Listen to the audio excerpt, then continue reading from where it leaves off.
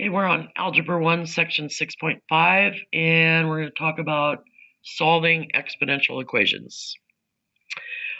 So, if I have the same bases and different exponents, so x to the a power equals x to the 6th power, if these are equal, then I know that a equals b. So let's look at number 1 on your worksheets. It's 3 to the 4x power equals 3 to the 12. Because these bases are the same, then I know that 4x has to equal 12. Solve for x, divide both sides by 4, and you get x equals 3.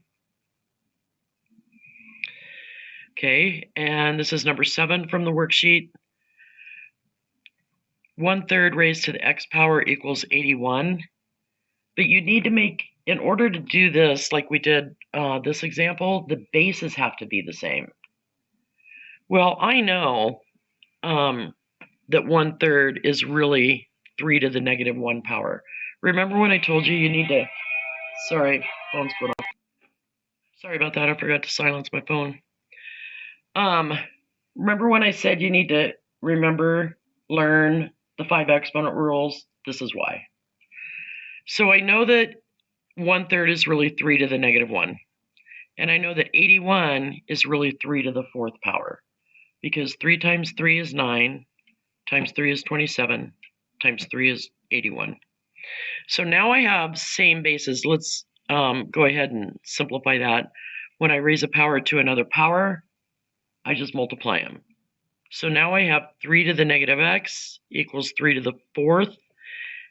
That means the opposite of x has to equal 4, which means that x has to equal, that should be a negative. You'd think I'd have a pencil right here. So if the opposite of x equals 4, x equals negative 4. All right. Another way to solve exponential functions is by graphing. There's only really one time I ever do that, and it's when we have a problem like this. 3 to the x plus 5 equals 7. There's no way I can change these so that I have the same base. Like I did for this one, I could find a common base of 3. I can't do that here because first of all, 7, well, I just can't. So what I'm going to do is I'm going to graph, this is going to be one equation that I graph, and then the other one is going to be y equals 7. It's going to look like this.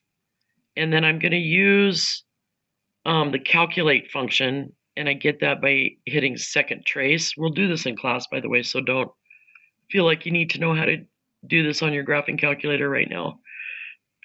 But when I do that, I want to find the x value of my intersection. And that's going to be my solution. We'll actually do this one in class. All right, and that's it for 6.5.